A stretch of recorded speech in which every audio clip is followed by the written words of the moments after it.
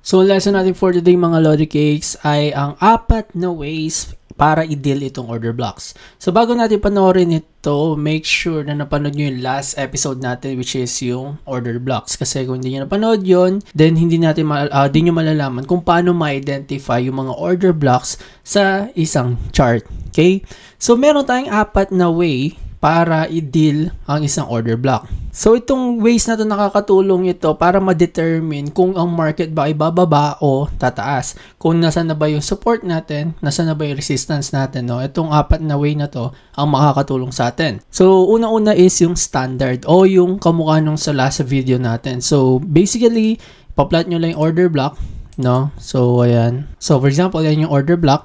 Once na nag-pump yan, tapos pag bumalik yan, no? Tapos nakita tayo ng something na confirmation na aangat yung market or magre-reverse dito, then dito tayo bibili, no? Magpe-place ng order position, tapos aangat siya. So, itong mga nakikita nyo example ngayon, nasa bullish muna tayo, okay? So, yan yung standard. Kapag may order block, nag-pump, bumalik, tapos nagkaroon ng confirmation, then dito tayo bibili ng dito tayo magpe-place ng order for buy position. Yan yung standard. The second way para i-deal yung order block ay tinatawag nating the propulsion block. So from the word propulsion, no, ito yung something na magdadrive sa isang bagay to move forward. Kumbaga sa market, ito yung tumutulong para mag-boost yung price to go to its direction. So paano natin makikita itong propulsion block? Ang kailangan natin dito is dalawang order blocks. Okay, first, kung makikita natin, nandito yung standard. Diba? So meron tayong standard order block. Ngayon, itong standard order block, kapag umangat yan, tapos binalikan ulit at nag-form ng another order block, itong pangalawang order block na to, na kung saan dapat matatouch niya to, kailangan mabalikan niya tong area na to, no? Yung area ng order block. Kapag nabalikan niya to, then itong part na to, yan ang tatawagin nating propulsion candle. Okay? So, dahil iguguhit natin siya, kumbaga, ito na yung magiging block natin. So, masa-highlight ko siya, no? So, itong part nito kung saan nagkaroon ng second OB, pumatong sa unang OB, then ito yung magiging propulsion block. So, paano natin i-deal to? Once na meron na tayong propulsion block, then nag-pump yung market, sabihin natin umangat, tas babalik pababa to kumuha ng orders, itong propulsion block ang magsaserve as our support. Okay? So, meaning, within this area range, yan ang magiging nating buying entry natin, especially kapag magbibigay na ito ng confirmation na aangat yung market or magkakaroon ng swing dito. So, ito yung propulsion block, then mag-place tayong position dito, then expect natin na aangat yung market. So, ganito yung nakikita natin. Ayan. No? So, for example, dito meron tayong order block. No? So, yun yung order block natin. Ayan. Yan, nilagay ko order block. Then, kapag bumalik yan sa order block, no, itong part na to, pag bumalik siya, then itong part na to, pag meron tayong nakita another order block, ang magiging propulsion block. Okay, so yan yung propulsion block natin. Then, itong propulsion block, ito magsiserve as support natin once na bumalik ulit yung price to mitigate some position or gumawa pa ng position bago umangat. So, yan yung mag-drive ng price to go higher. Ito yung pinaka-last touch niya bago mag-expand yung price natin. So, itong pangatlo tsaka pang-apat na way para mag-deal ng order block, compare dito sa dalawang to, ito most of the time ang nagiging reversal. Okay? So, itong breaker order block or simply breaker block tsaka itong mitigation block. So, kapag nangyari ito or nakita natin ito sa isang market, nag-indicate ito ng reversal. Meaning kung nasa taas ang price, most of the time, magre-reverse ito to go down. So, the reason why nag-indicate ng reversal itong breaker block tsaka mitigation block ay meron silang mga break-off structure. So, ano yung break-off market structure? Ito yung something na, for example, downtrend ng market, tapos nabasag niya isang area. Yan, ibig sabihin, magre-reverse na yung market from downtrend to uptrend. Okay? So, pag-uusapan din natin yung break-off market structure sa mga susunod na videos natin, no? Pero, papakita ko lang sa inyo kung paano nag-work itong breaker block at mitigation block. So, sa bullish breaker order block, mga Lodi Cakes, kapag pa-uptrend yung market, meron tayong makikitang low, high, isang lower low, tapos isang higher high.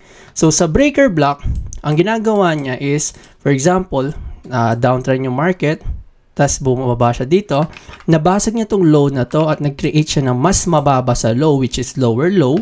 Then, ang mangyayari, aangat siya, mababasag niya tong high na to. Okay? Once na nabasag niya tong high na to, tapos meron tayong order block dito, no? So, ang anong order block na makikita natin dito? Usually is bearish order block. So, ganyang bearish order block ang makikita natin na kung saan bumaba siya, tapos nabasag ng market itong order block. Diba sabi natin, ang standard is kapag binalikan niya to, magre-reverse yung market.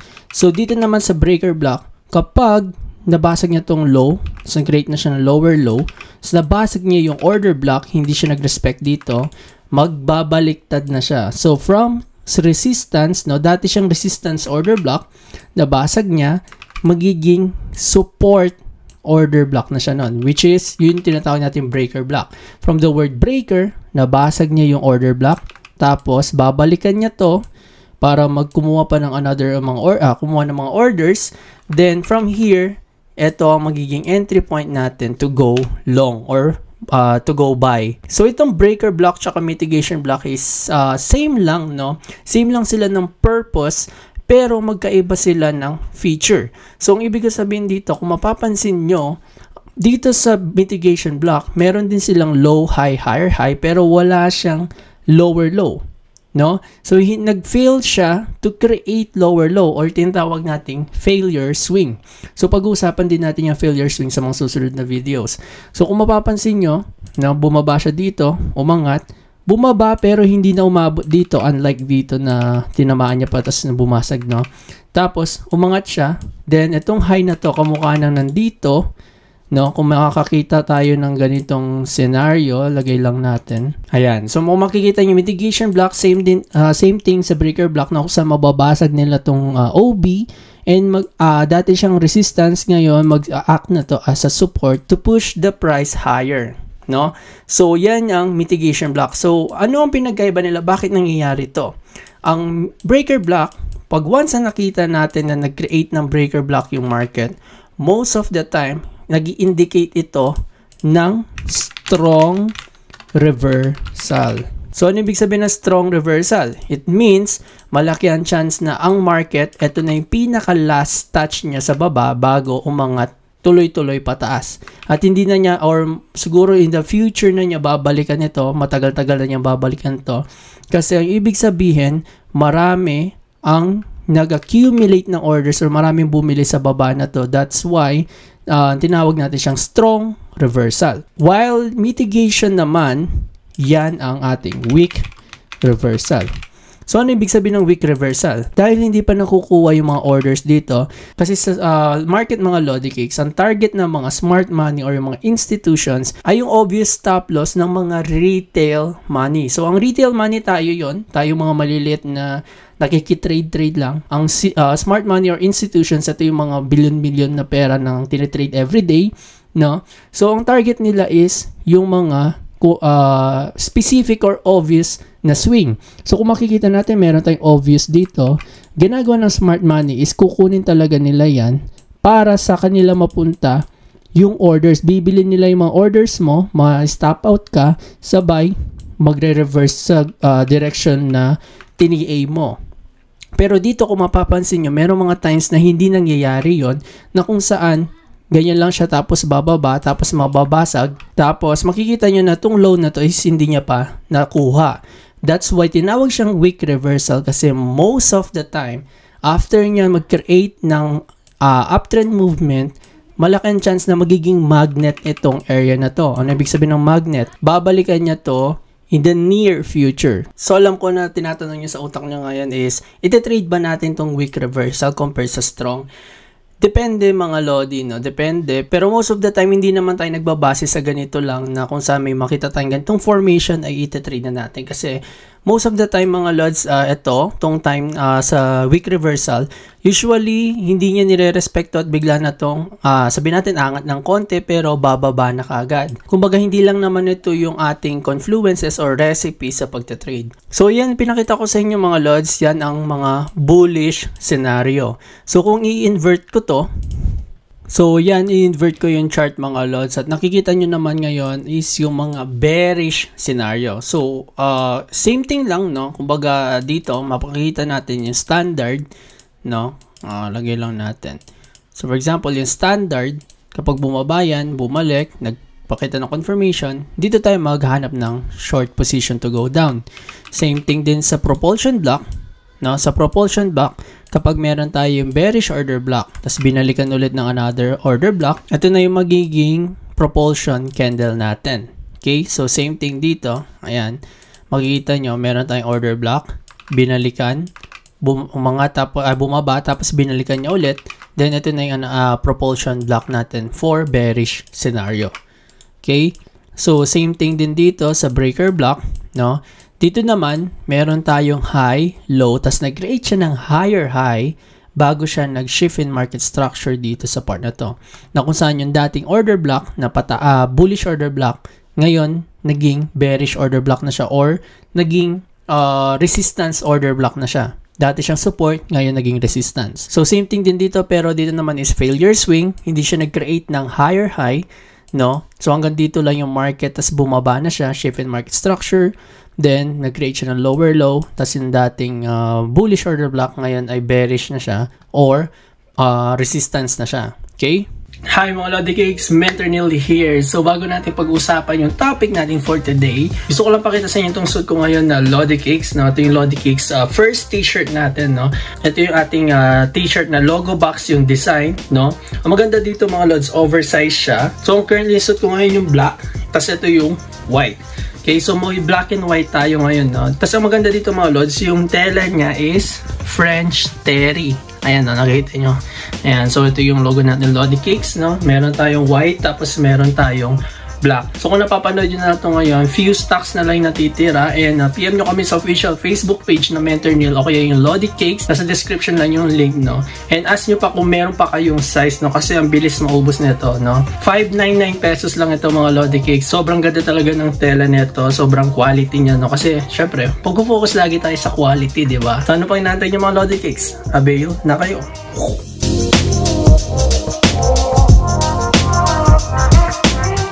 So dito mga Lods, no, sa GBP CHF, bibigyan ko kayo ng live example, no, kung yung mga 4 ways na pinakita ko sa inyo kanina. So dito makikita natin marami, no. Dito sa part na to, meron tayong bearish order block, no. So itong bearish order block, makita niyo na meron tayong last upward candle before the downward move. Tapos binalikan niya, sell position dito, then bumaba. Okay? Now, kung i-ano natin to, zoom in natin dito sa part na to, meron tayong makikitang another bearish order block na kung saan nagkaroon lang siya ng short momentum pababa pero nag-reverse din or nag-pull back din kaagad ito at nag-form ng another order block. So, anong tawag natin dito? So, itong tawag natin ay proportion order block. Okay? Now, kung dito naman titingin naman tayo sa baba mga Lods, no, meron tayong order block na bullish dito. Hindi lang yon. Kung mapapansin nyo, nag-create siya ng short momentum to go up, tapos bumaba din siya ulit, at nag-form na naman siya ng another order block. No? Kasi ito yung last candle, the last down candle before the upward move, at finally, umangat na siya. Tapos kung i-extend natin to sa gilid, kung mapapansin natin, nirespect siya, no? Naglaro yung market dito, tapos nagkaroon tayo ng another upward move, after niya matamaan itong propulsion block, no? Ngayon, bibigyan ko kayo ng quiz mga Lodi Cakes, no? So, nakikita nyo ngayon sa chart na to, maraming order blocks na na-form, no? May papahanap ako sa inyo na breaker block. So, i-post nyo muna tong video na to and hanapin nyo. So, ayan, tapos na yung post, no? Kung mapapansin natin dito sa area na to mga Lods, no? Ayan, meron tayong ganyang movement, no? Napansin nyo? So, meron tayong high, or, ayan, no? So, meron tayong high dito. Ito.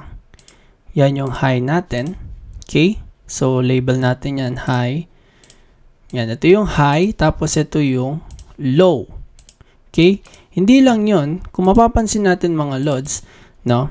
After niya mabasag yung high, nag-create siya ng higher high, no? Hindi lang yun, bumagsak siya at nabasag niya yung low, which is meron tayong lower low.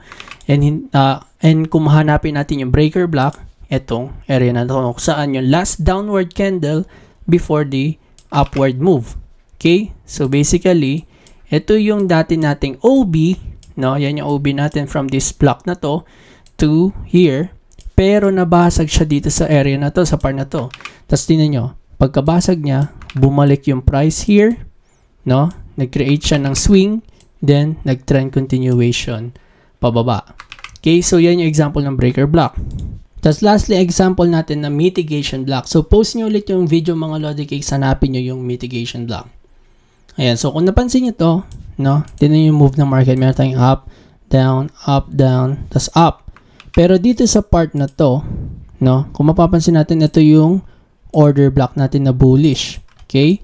So, yan yung order block, bearish pala, sorry. Ito yung bearish order block natin. Pero, kung mapapansin natin, ito yung low natin, no?